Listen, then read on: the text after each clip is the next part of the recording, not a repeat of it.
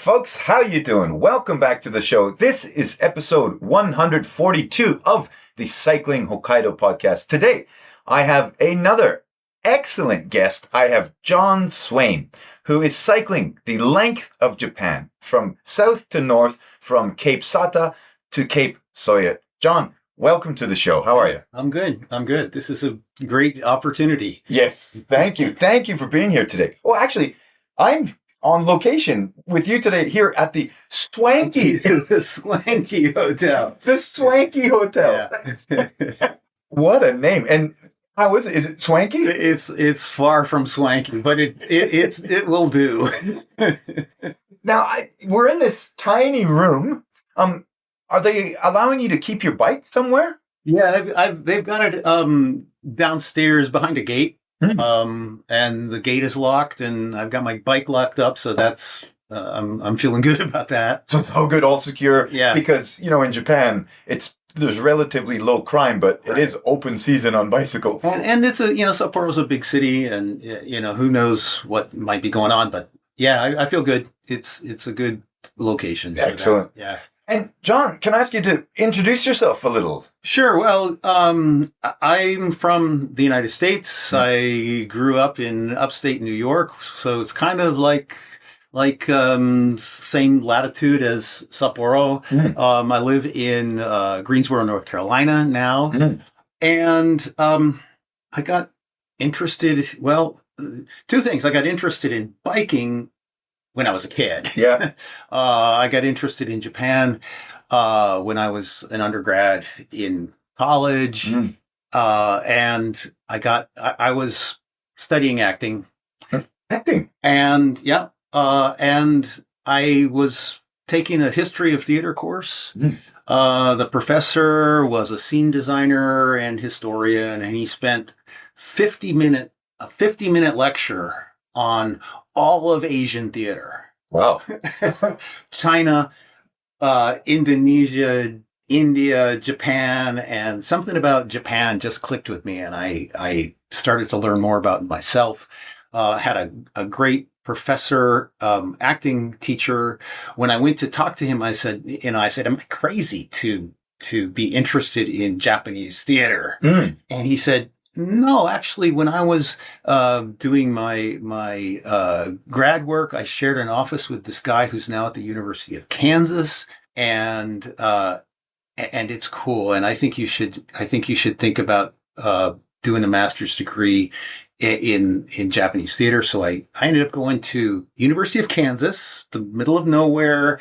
Kansas City was where a lot of Japanese expats, post World War II, servicemen, American or Japanese expats, American servicemen who married Japanese women when they were here during the occupation were sent to Fort Riley, I think, and kind of created a Japanese community right around Kansas City.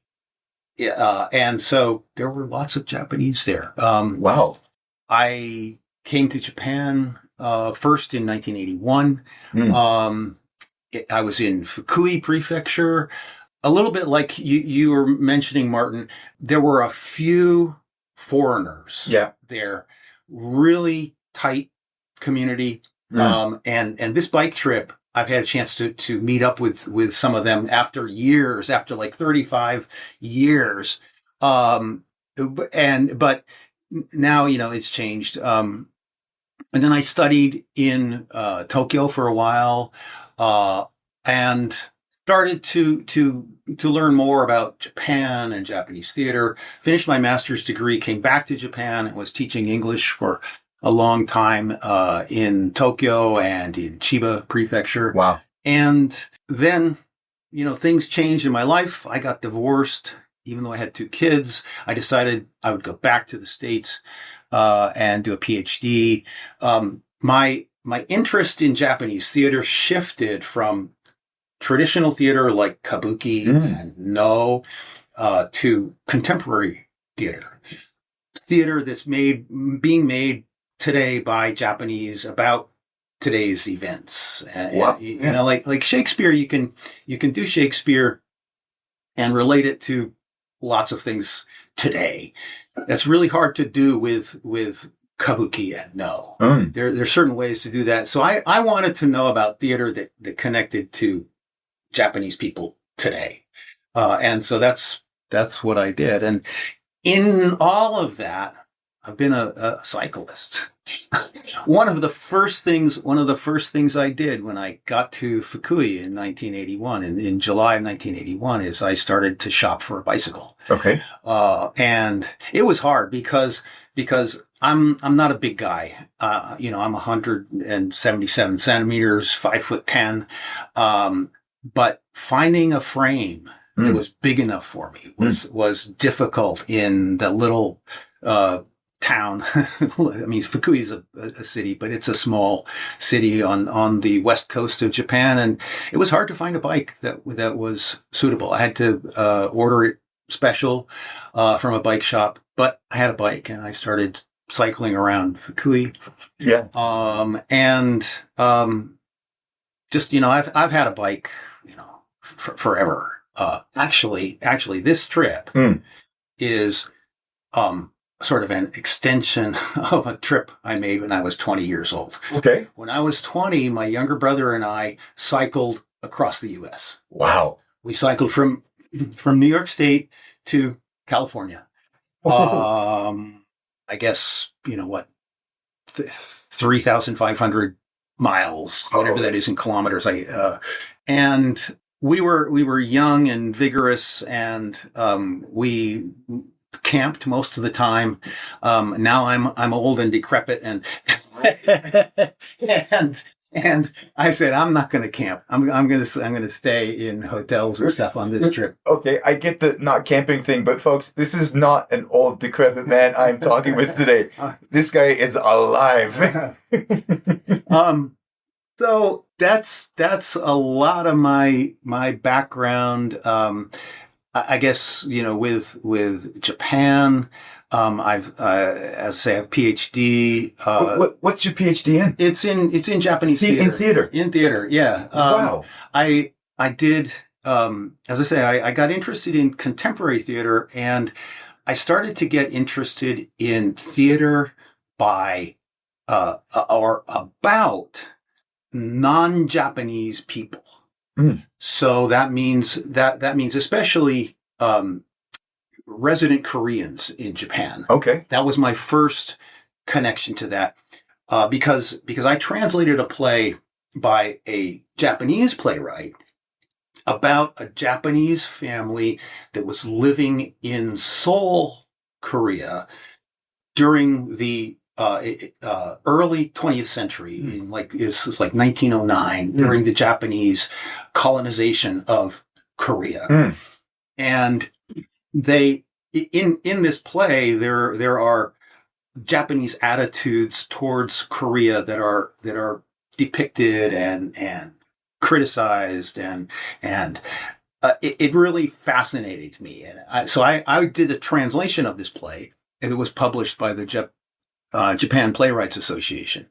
And so I got interested in these depictions of non-Japanese. And then I started working on my PhD, and I thought, I should really be looking at theater made by non-Japanese. I see. Theater made by resident Koreans here, because there's a couple of troupes that really dealt with that, and troupes and playwrights. And so that's what my major research was about, and that's what I wrote about for my dissertation. Wow. And are you mainly a writer? You write plays? Are you acting, producing? Well, I've done a little all of that, but mostly I consider myself a scholar. Okay. I'm a critical thinker of Japanese theater and culture.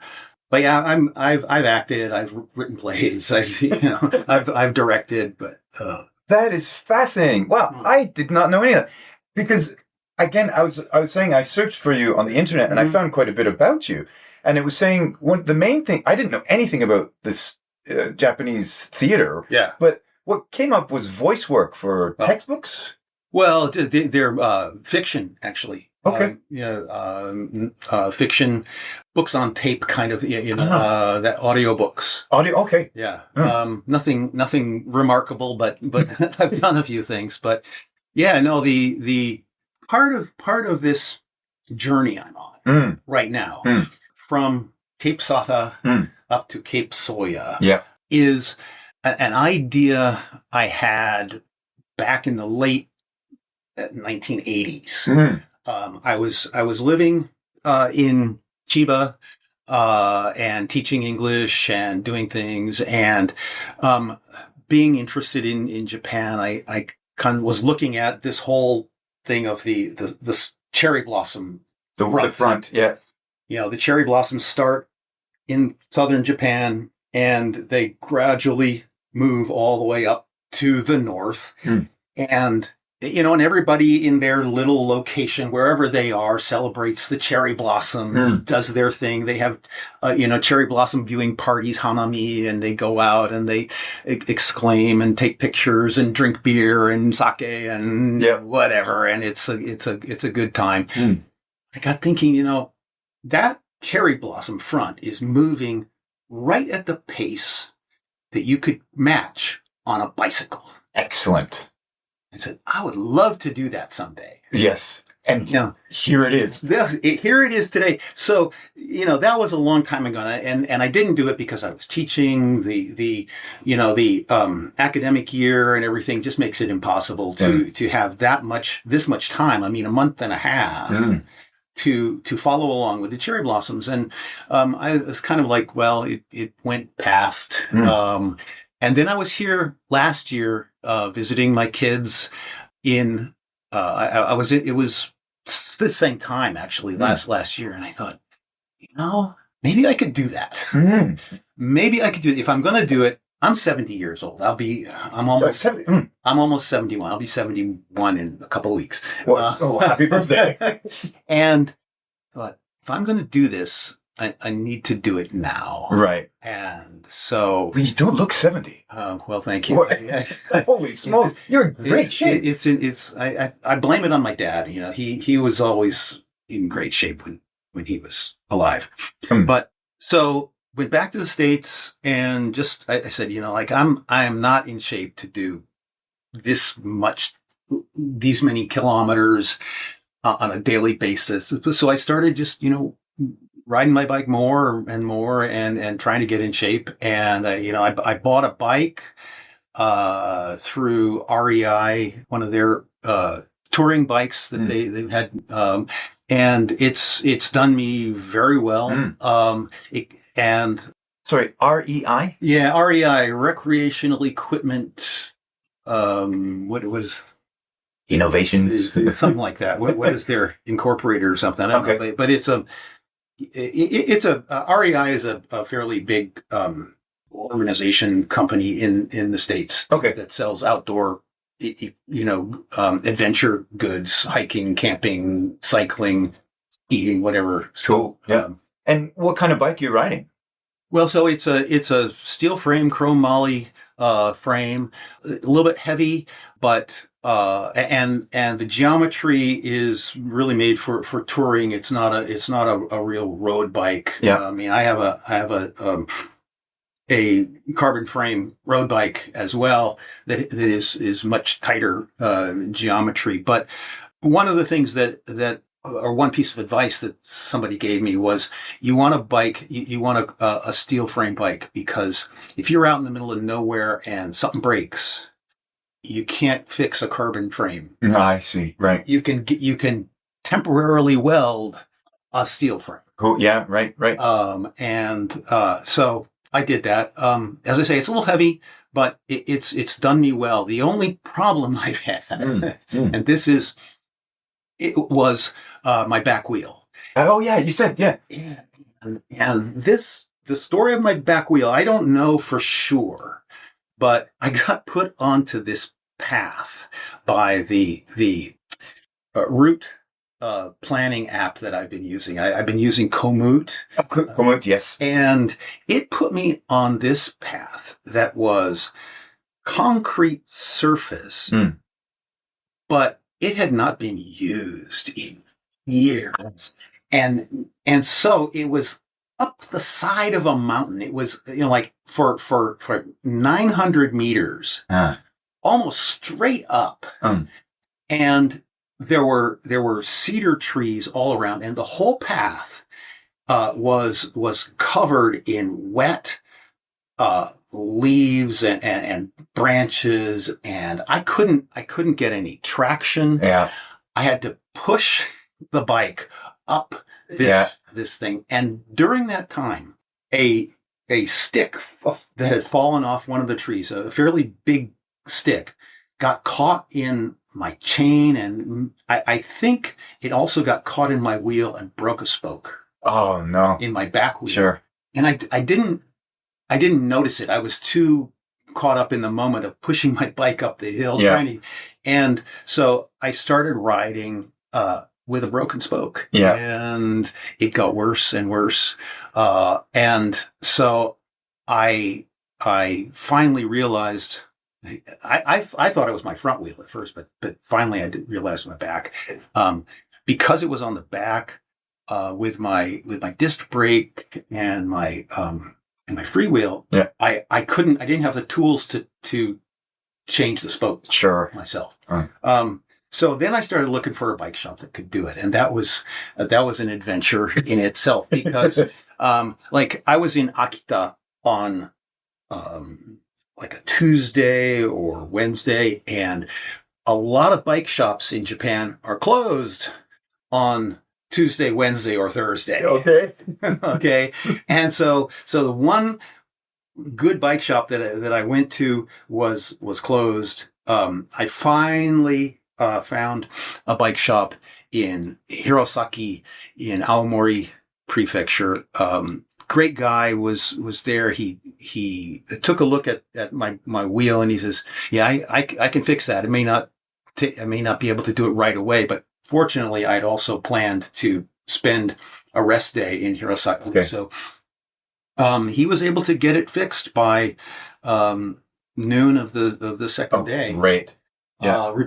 He had to replace the wheel because it was just destroyed. I mean, sure. And I'm glad I got it done, because one of the things about riding in Japan is that and I grew up in upstate New York. So and Martin, you may be familiar to this with growing up in Canada, but winter brings snow and junk, and there's lots of potholes and ruts and stuff on the roads. Yes. And of course there is here in northern Japan. Up here in Hokkaido, I started hitting it when I was in Akita. And dude, this is exactly what I was saying just a couple of podcasts ago when we were getting into spring. Be careful out there. Yeah. Because once the snowbanks melt, there are hidden surprises for your bicycle that come up. There are,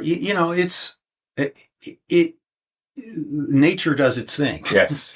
And so, like I say, in upstate New York, I was familiar with potholes and ruts and things coming out in March and April and so forth. And so, riding along, there are some places where they've recently paved. It's beautiful, but then suddenly there'll be a shoulder with like just nowhere to go. It's destroyed. Yeah. And you might be on a narrow road where there are cars that, you'll hold people up because you can't ride the shoulder. Mm-hmm. You're just boom, boom, boom, boom, bouncing along in these potholes and things.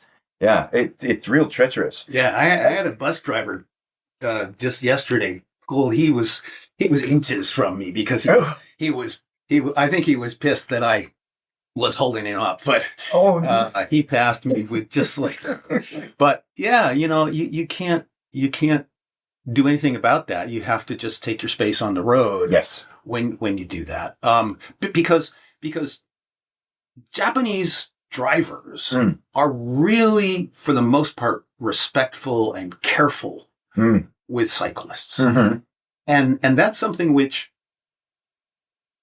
well, it hasn't changed, but I mean the their driver's attitude hasn't changed. Mm. What I've seen since I first got my bike in 1981 in Fukui is the number of people out on bicycles. Ah, yes. Out on the roads, not just through town, because bikes have been a major commuter thing here in Japan for years and years and years, and they still are.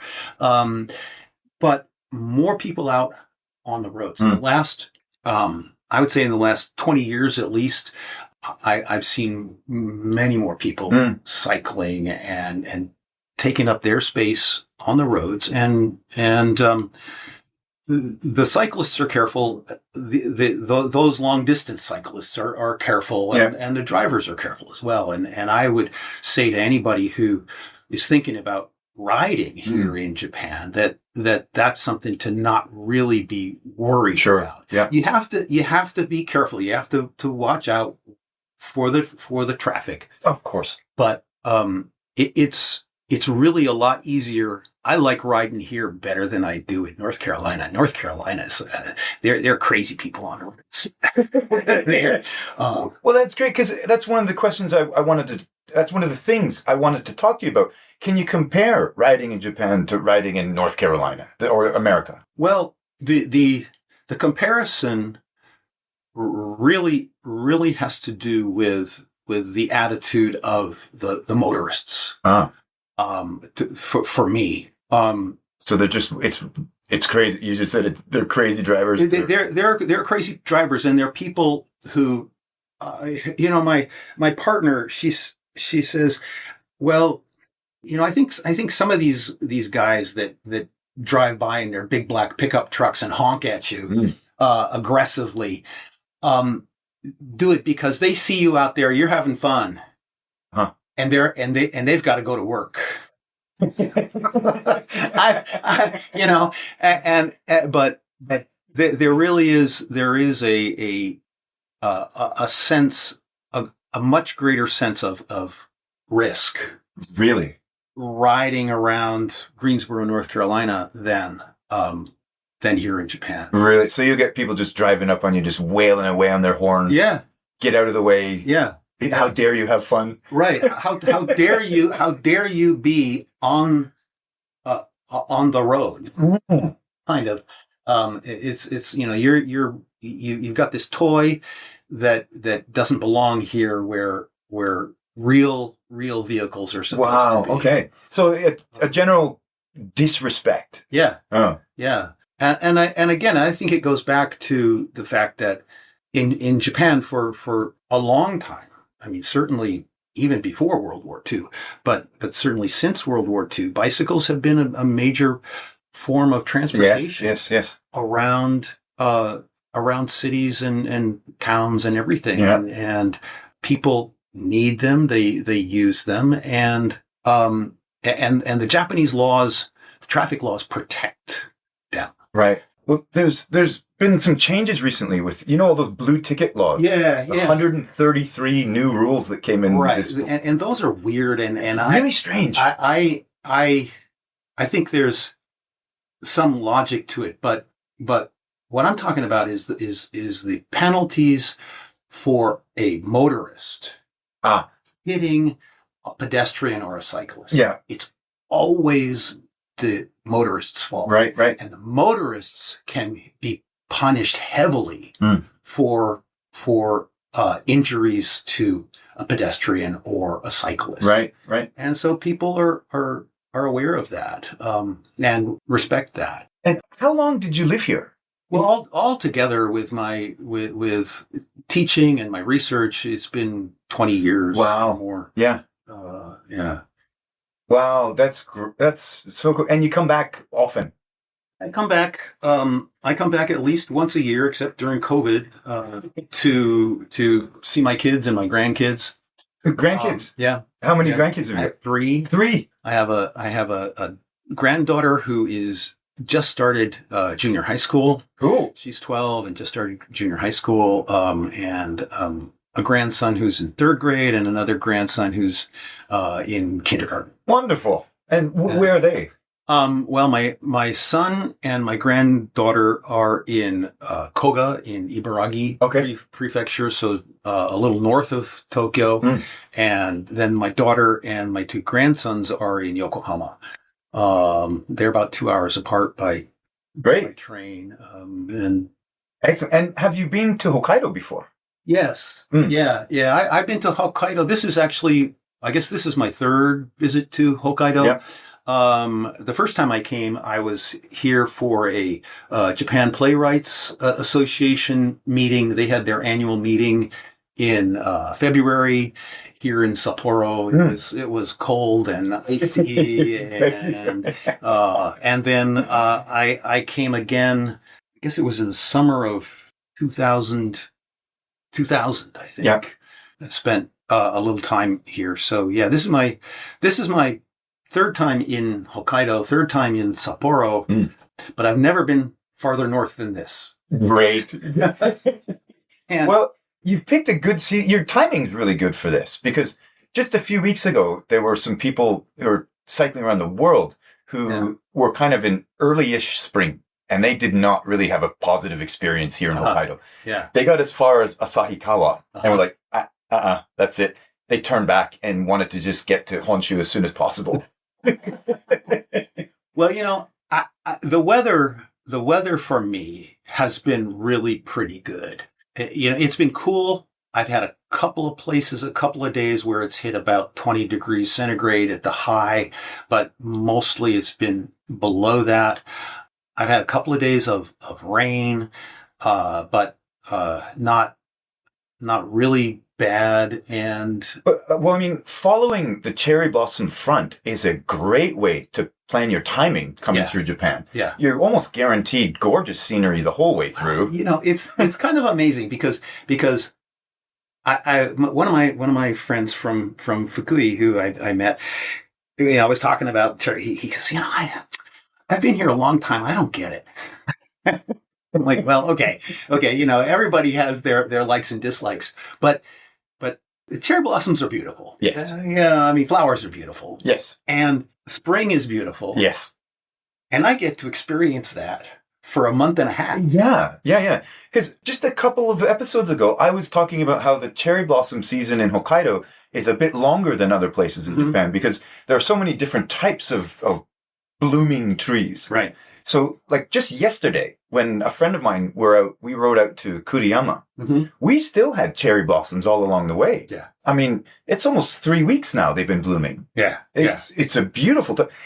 Late spring is a good time to be here. Yeah. Early spring, folks, I'd save your money. Don't come to Hokkaido in early spring for a bike ride. Well, early on, I don't know whether it's while I started riding or just before I started, but I was talking about being in Hokkaido in early May, and somebody this was on Facebook, and somebody made a comment of like, yeah, well, with climate change and stuff, it's going to be really hot for you up there, and I'm like, okay, climate change, is but I also know that there are times where it snows in Hokkaido. In April and in May. Yes. In fact, the weather report this morning says it's snowing up in Wakanai. Yes. Where I'm headed. Okay. And so I'm optimistic that's going to be gone in the next few days by the time I get there. Yes. It'll still be pretty cool. But it is showing, like the high temperatures are going to be maybe 15 degrees centigrade. Yes. And I'm prepared for that. And if you're not camping, that's still kind of comfortable to cycle in. Oh, yeah. Yeah. You're not sleeping in it. So. No.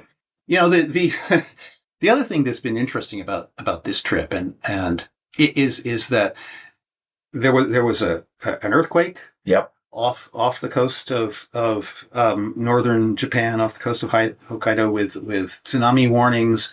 I was fortunately on the west coast of Japan, so it didn't bother me, but it did wake me up. Oh yeah. Then there've been forest fires in another part of Japan. Iwate, I think. Iwate, yeah. And there's new reports of bears. Yes, they're waking up. And the bears are waking up and attacking people. And I was joking to a guy a little while ago about like the things to look out for in Japan now are earthquakes, forest fires, and bears. Forget about the traffic, right? Forget about the cars. Yeah. Well, that's the same. Like Daisy and Charlie from last week's episode, Mm-hmm. the English couple cycling around the world, they were here for an earthquake, Mm-hmm. the tsunami warnings. They did most of Japan. And when they were on the beach sleeping in Shakotan, there was a house fire beside them. Yeah. Okay. Well, Got woken up at 3 a.m.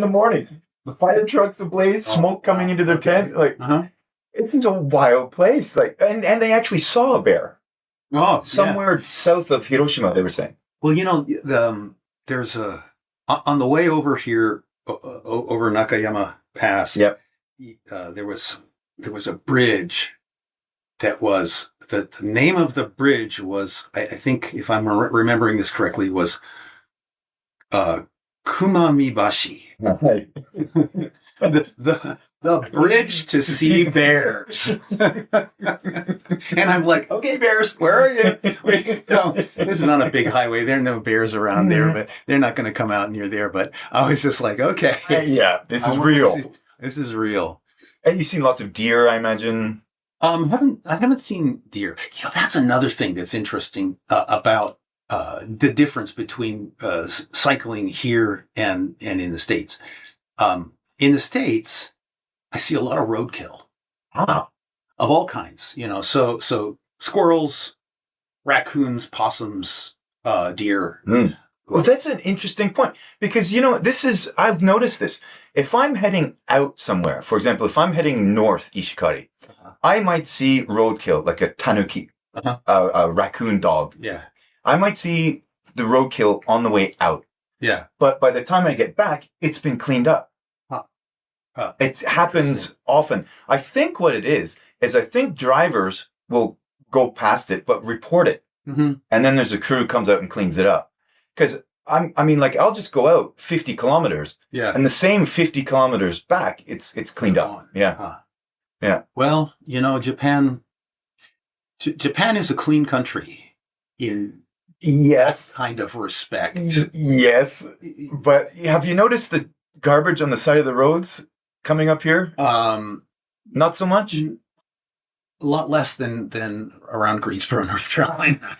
Okay. A lot less. Okay. And I see garbage, but bento boxes thrown out the side of cars. Yeah.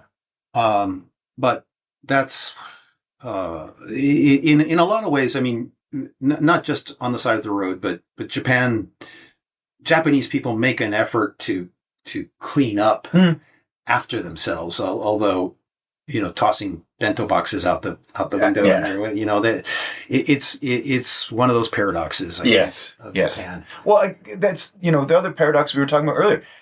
Relatively crime free, but lock up your bicycle. Oh yeah, because somebody will take it. Take it because they need to get somewhere. Well, exactly. Yeah. I was just telling somebody the other day, I have some classes at my house, and in the span of an hour's class in rural Hokkaido, in the span of an hour's class, a student's bike was gone from right in front of our house, right in front of our doorway. Yeah. It's an odd thing. Bicycles and umbrellas. Umbrellas, I've not on this trip, but I have left my own umbrellas places. Sure. And, on trains, stores, whatever. I mean, and people use umbrellas a lot. Yep. But one thing that I wanted to talk about just personally about this trip is my own journey with Japan. Okay. And I hope I can create something after this trip is over. I'd like to write something that expands on this, but part of doing this is not just to follow the cherry blossoms and complete that bucket list dream that I had, but to kind of be a retrospective of my life with Japan. Ooh. And how I've been entranced by Japan, how I've been so excited and interested in so many things Japanese, and how that has affected me, and in how my whole trajectory since I first got interested in Japanese theater is perhaps mirrored or paralleled by this bike trip. Wow. And I don't expect to discover myself. And I don't expect to discover Japan. Because that's been done. I think I know myself, but I'd like to just see how this journey reflects my own engagement with Japan. Yeah. And looking at the cherry blossoms is a big part of that, because that ties in so much to Japanese culture in so many ways, and in aesthetics, in history, in religion. And for me, why have I been so drawn into that intellectual and experiential world? Yeah.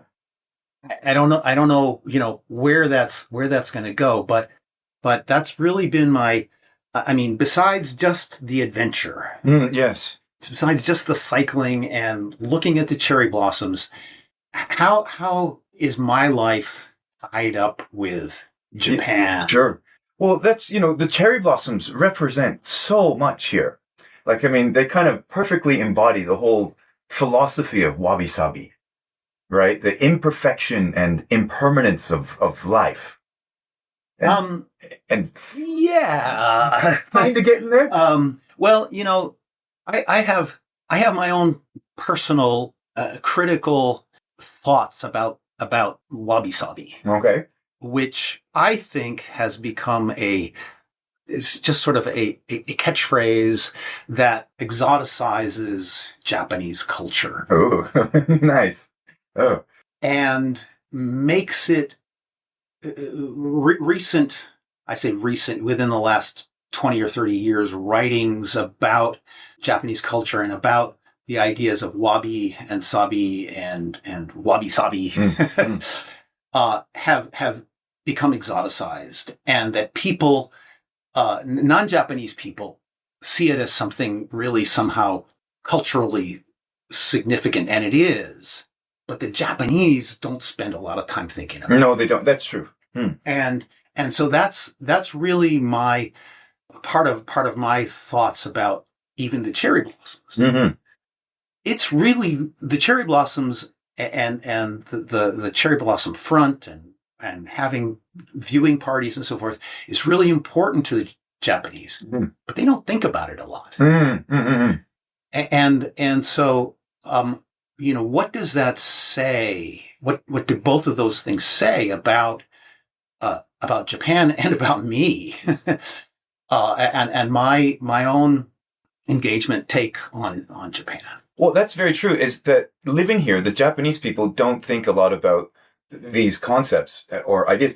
But another thing I've noticed in the course of doing this podcast, when I'm out in a small town, I read the signs. I read the plaques. I love to get into the history of these little places. Yeah. And I'll be talking with Japanese friends later, and they'll be like, I'm sorry, what are you talking about? I'm like, well, for example, Tomamae. You might be heading there on your way up north along the west coast. That in 1919, that's where this horrific bear attack that lasted over 6 days happened. And that was kind of the start of where Hokkaido got this reputation for killer bears. Okay. And so many people don't know this, but that story just exploded and became this big thing. And that's where Hokkaido's reputation started, right? In its relationship with bears. But I'll say that to people and they're like, what are you talking about? But the sign's right there. But people don't really check out local history. Why would they? They live here. Yeah. Exactly. I mean, people who live in New York City have never been to the Statue of Liberty. No, kind of exactly. thing. Exactly. That kind of thing. But, yeah, I mean, all of those things, bear attacks, Mm. wabi sabi, cherry blossoms, they're all Japan. Mm. And I think that people here, this is another kind of, I don't drumbeat or rant that I have. Go for it. Is that Japanese culture is unique Mm. in the same way that culture from anywhere is unique. Thank you. And it's whether you're going to visit Japan or whether you're going to visit Kenya or you're going to visit Argentina, it's all people dealing with their social and cultural and climatic environmental history. Yes. And they're different. Yes. But they are not just, they're not somehow weird. No, I guess. I love that.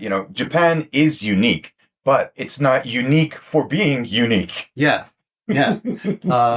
And I would like, if I write about this, I would like my book to express that Japan is a wonderful place. Mm. But the people are people, and they as human beings, Mm.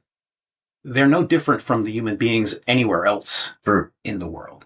They just have a different cultural, social, climate, geographic background that has created something that is fascinating. Yeah. And I would like people to think about a lot of those things. So one of the things that's really struck me in this trip south to north is the changes in architecture, Mm-hmm. the changes, the differences in the normal dwellings that I see. Mm-hmm. Not the buildings in the center of town, but the places where people live. Yes.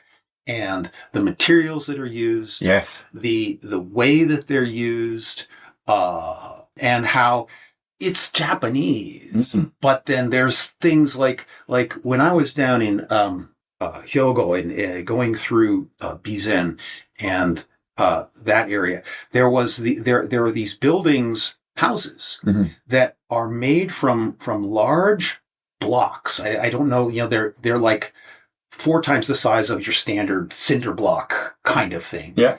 I don't really know what the material is, but they're set like bricks. They're offset. Each layer is offset, but the blocks themselves are often dark colored. Mm-hmm. But then there's the grout or whatever is in between those blocks is white. Okay. And it was, I'm like, wow, I've never seen that before in Japan. Right. But I saw so many houses like that. And then it got up along the Sea of Japan in Niigata, and there are all these like wood clapboard houses that are not painted. The wood is weathered and gray, but it's like clapboard siding on these houses. Interesting. And so, up here in Hokkaido, you see a lot more, a really mixture of all kinds of materials and styles. But of course, one thing that's different as you go south to north is the roofs and the angle of the roofs and what the roofs are made out of. So, like those tile roofings down south, with very, very Japanese style, aren't here. Yeah. And even the decorations on those tile roofings. Yes. In Kagoshima, I saw a lot of houses with tile roofs that have like this fish motif. Yes. right up on the peak of the roof. Yes. And you see that in some traditional castles like at Himeji or Nagoya Castle. They have this fish Yes. motif right as a decorative thing on the very peak. The carp. Yeah. And you don't see that after Kyushu. It kind of stopped, and you don't see that up here in the north. No, except maybe on some temples roofs. But so all of that has been fascinating. Yes. So, but that's a really good point. So you're coming from Cape Sata. Yeah. And making your way north. Where do you go? What's your kind of route? So part of there were two things that dictated my route. One is I wanted to cycle on all of the 4 of the main islands of Japan. So I went from Sata up the east coast, basically, of Kyushu, up to the top, and took a short ferry ride across to Shikoku. Yep. And then just a little bit of the sort of the west coast of Shikoku in Ehime Prefecture, across the what is it, the Shimane Kaido, Shimanami Kaido. Shimanami Kaido, yeah. And lots of cyclists along there. That's a real famous route. It's a really popular place. But I was amazed at how they built those bridges. They started building them like 4 decades ago, but there are on-ramps for bicycle lanes to those bridges. Yeah. I was just like, wow, this is cool that they've done that. Yeah. And then onto Honshu, and then I crossed over to the Sea of Japan because I wanted to go to Amano-Hashidate. Okay. Which is in near the city of Miyazu, because I've been to. It's known as one of the 3 beauty spots of Japan. Ooh. So one swanky. It's like one of them is Miyajima. Just the island just off the coast of Hiroshima, and the other one is Matsushima near Sendai, the group of islands that are off the coast of Sendai. And I've been to both of those places. I'd never been to Amano-Hashidate, so I wanted to go to Amano-Hashidate, and then on up the coast. And I also wanted to go to Sado Island. And the main attraction for me in Sado Island is its connection to traditional Japanese theater. Because Zeami Motokiyo, who was one of who's probably the main man who established no drama as an artistic form. He was sent there in his early 70s. He was sent in exile there because he had angered the emperor. Ooh. So he was, and Sado Island is a place that historically where people like that, people who had displeased the other people in power, were sent to Sado. Because it was so far away from Kyoto, from the imperial capital. No kidding. And so there were emperors, former emperors, and former ministers, and other people who were often at times sent to Sado to be in exile. And so there's a whole history of that, and it's. On a jetfoil ferry, the jetfoil, which is fast, is a little over an hour from Niigata port to Sado. So it's quite a ways off the coast. So to be sent there in, say, the 15th century was a horrible journey. And to be that far away from Kyoto, which was the center of everything in Japan for centuries, would have been devastating for people. Anyway, Zeami was sent there, stayed there for a couple of years, and Sado has become known as a center for no drama. It's also a center for taiko drumming. Okay. But there's other historical stuff there. There was a gold mine on Sato, which provided lots and lots of gold for the powers that be. It was mined, and you can still go there. I met this kid where I was staying. I didn't go to the gold mine, but he had been there, and you can pan for gold. Ooh. And he found that he got a little bit of gold. No kidding. Yeah. So Sato is a really interesting historical place, but my main attraction was to go there for the history of No drama, and I got to see some while I was there. Wow, what an adventure you're on! So I can brag. Sure. That I have cycled on all of the biggest islands in Japan. Excellent. Okinawa, Kyushu, Shikoku, Honshu, Sado Island, and now Hokkaido. Wow, that is fantastic. That's and that's definitely you've got bragging rights. I think that's a cool thing. It's a very cool thing to be able to have done that. Very cool thing. Have you been to every prefecture? I haven't been to every prefecture, and I know there's somebody out there who his goal is to cycle through in every prefecture over time. I've got some friends. I think they've not just cycling, but I think they've got like 3 prefectures left to see. Been here 25 years, and just it's kind of a little hobby. Yeah, I've got other friends that are doing Japan's 100 peaks. Okay, hiking trying to get all over the country, hiking all of them. Mm-hmm. But cycling like yourself, that's an incredible feat. It's inspiring. Well, thank you. It's. As I was preparing this over the past year, I was like, geez, I'm 70 years old and I've got to get up to shape so I can cycle, 65, 75, 85, 105 kilometers a day with a load. And around Greensboro, there aren't any hills around Greensboro. Oh, no way. There's a few. Sure. Hills, but you've got mountain passes all the way up. Yeah. And I'm like, oh man, can I do this? So I'm glad. I feel that I've accomplished something, even coming this far. Yes. Well, yesterday, coming up over Nakayama Pass, you must have had a pretty serious headwind. Not yesterday. Not yesterday? The day before I did.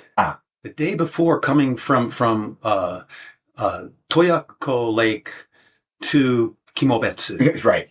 Climbing out of Lake Toya is... That was nasty. That was nasty. It's a full-on climb. Yeah.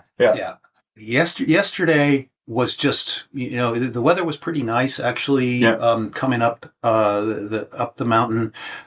Just kicked on. Did you get rain? I got rained on yesterday. In Kuriyama. No, I didn't. Oh, nice. I got here into Sapporo about 2:30 in the afternoon. Okay. And it just started sprinkling about that time. Okay. Oh, good. And then you went for ramen, I think. Yeah. Because you post most of your stuff in the Facebook cycling groups. Yeah. Right? Yeah. Do you have any Instagram or anything else you use? I use I'm using Instagram. I put it. So I'll put all I'll put all John's Instagram links up in the show notes. And also, if you want, check out the Facebook cycling groups like Cycling in Japan. What's the other one? Cycling Japan. Cycling Navigator. Yeah. Those are the 2 cycling groups that on Facebook. Okay. That I post to. And so after Sado, you continue north. Yeah. So I went. I took the ferry from Niigata to Sado and then back to Niigata and then continued north up the coast to Akita.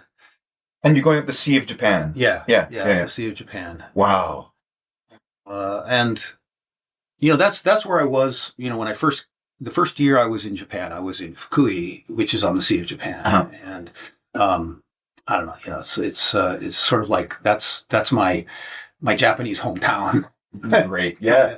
Kind of sense, and I like that side of Japan. And I saw you posted that you've met people you haven't seen in 20 years in these places. Yeah. That's wonderful. It's so nice. I got in touch I reached out because I hadn't been in touch with people, but I reached out to people in Fukui in the Board of Education on their site, and was able to connect with a couple of teachers that I knew when I was in Fukui, and we met up, and then these couple of other guys. There's a guy who he lives in Shiga Prefecture now, but he was teaching for a long time in Osaka, and I met him first in Fukui, and then there's another guy who I met in Fukui who lives in Toyama Prefecture, and so I met up with him. Everybody came out to see you again. Yeah, that's so nice. It was really cool because this guy that's in Toyama, he said, well, maybe we can meet at a Michi no Eki, a roadside station, that's another thing which has expanded a lot in Japan in the last 20 years. But so there are these places that they call themselves road stations, Michi no Eki, and they often feature local produce as well as someplace to eat and take a rest. Well, I sometimes sleep in the parking lots. Oh, yeah? Yeah. Okay. Sometimes I take the van out.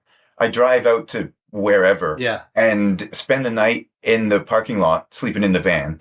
And then I'm out cycling around. Cool. We have one of those Nissan Serenas. Like it seats 8 people. Yeah. So I can fit my bike in the middle of the seats. Right. Okay. Then I take the bike out at night and just sleep in the back seats. Cool. Well, that's and so these places are great. And anyway, I arranged to meet him, and I'm cycling along a little bit of an incline, and suddenly this car pulls up beside me. He goes, "You go, guy!" and just a few a couple hundred meters later on was the Michi no Eki, and we stopped. And that's so true. Have you had random people just cheering you on? Oh, yeah. Particularly motorcyclists. Yesterday and also the day before, when I was going up towards Kimobetsu out of Lake Toya, getting near the top of the pass, I was passed by a motorcyclist yesterday and the day before, and these guys give me a big thumbs up. Sure. They're like, "I know you're almost there." Yes. So that's been encouraging. It's very encouraging. Yeah. It's so. I've had people as well. We, like you say, you get close to the top of the pass, and you might have a look on your face that you're like, "Oh, I'm dying," but people will say, "Mo skoshi da yo." Yeah. You're almost there. Yeah. Yeah. It's really heartwarming. Yeah. So I think that's part of the, like we were talking earlier about sort of the cultural acceptance of cyclists. Yeah. Here, they see somebody out on the road, not just commuting, but on the road. Not just commuting, but communing with nature. Yeah. Mm-hmm. And I guess that's one thing that I've always loved about cycling. Mm-hmm. I met this guy when I was on Sata. I met this guy who he's come to Japan frequently to travel around. Mm-hmm. But he comes and he rents a car and he drives around. Mm-hmm. And we got talking about how rural areas of Japan are sort of emptying out. Yeah. And really, really very few young people around in areas. And, we just talking about that. And I said, well, I really see that on my bicycle. Yes. You're in a car, and I've driven in Japan, so I know what it's like driving, like anywhere you're going 3, 4, 5 times the speed of on a bicycle. You're on a bike, you have much more time to see those little details. Absolutely. And, I've ridden through a lot of really rural areas, farming areas of Japan, from Kyushu to Shikoku to Honshu up through here. Looking around, I see people out in their gardens, in their home gardens. Yes. And they're always old people Yes. tending those gardens. Yes. I never see young people, and I think, well, okay, they're out, they've got jobs, Sure. Whatever. But there aren't a lot of young people around, and you can see it. Oh, yeah. When you're on your bike and you see all these empty houses that are falling down, I mean, it's a problem. Yeah. I mean, there are no jobs for people out in rural areas, like even my kids. Yeah. I mean, they've lived in Shikari. They're in Tokyo. Right. Which is kind of a stock standard for young people nowadays, which is also another part of the problem with the bears. Yeah. Because there's less human activity in rural areas. So they're coming back in. Yeah. Yeah. And they will go to places where they think there's food. Exactly. Yeah. Exactly. So you've made it all the way up to Sapporo. Yeah. You've come over mountain passes. What's next? Well, about 5 or 6 more days. 5 or 6 more days. Yeah, up to Cape Soya. Which, for those of you that don't know, that's the northern tip of Japan in Wakanai. Yeah. It's the farthest north you can go and still be considered Japan. And then I'll have a couple of days in Wakanai to disassemble my bike. I packed it up in a bike box and shipped it over here, as luggage on the airplane. Yeah. My son has sent the box to the hotel I'm staying at in Wakanai. Nice. And I will pack it up, and then I have a plane reservations to fly back to Haneda on May 12th. Wow. From Wakanai? From Wakanai. Oh, wow. Yeah. Mm-hmm. So I plan to put the bike on the airplane. That's it. Back to Haneda. I'll spend a few more days in Yokohama with my daughter, and then I'll go back up to Koga in Ibaraki and spend the last few days in Japan with my son. Wonderful. This last 5 or 6 days, what's the route you're going to go from Sapporo? So where am I going? Fukagawa tomorrow. Okay. Shiobetsu and Otonoipu. Sort of up the middle of. Oh, you're going through the middle, through the woods. You're staying off the coast. Yeah, I'm staying off the coast. Right. So Asahikawa. Asahikawa, yeah. And Shiobetsu. Shiobetsu, hang on a sec. Toyotomi, is that?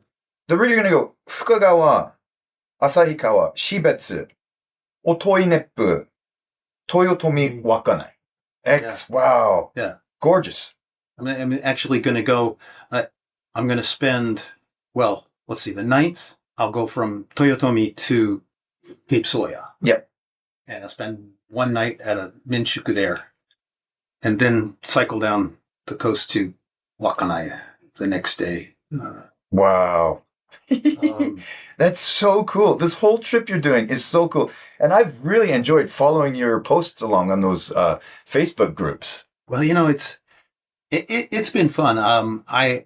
I've had lots of likes and comments from various people who belong to those Facebook groups, cycling in Japan.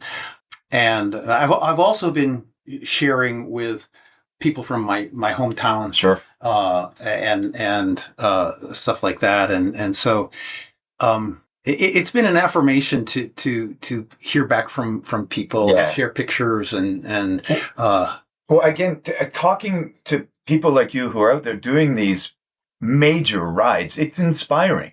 And I'm sure people back in your hometown, maybe they're thinking, "Oh, geez, maybe I should get out there and do something as well." Yeah. So I think, okay, I'm almost 71. What's my next big adventure? I don't know, but I'll go back to the States and continue riding and just.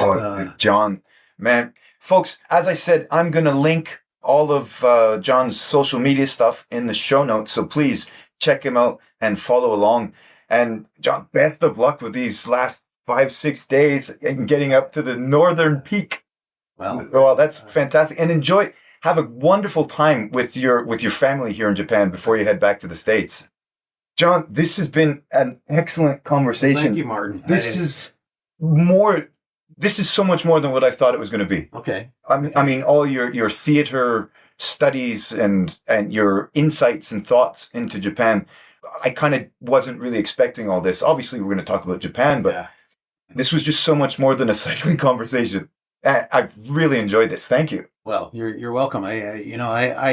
I'm glad you were interested, and I just think for anybody who's listening that there are so many places in Japan to cycle, and so many ways that you can enjoy the country, enjoy the people, enjoy the culture. And everybody's got their own little take on what Japan means to them. Yes. And cycling is a great way to find that. Yeah. Absolutely is. The slower you go, the more you see. Yeah. Folks, thank you very much for listening. As always, please hit that subscribe button, leave me a kind comment, and I hope to see you somewhere out on the road. John, thank you. Thank you, Martin. Have fun out there, folks. Love you.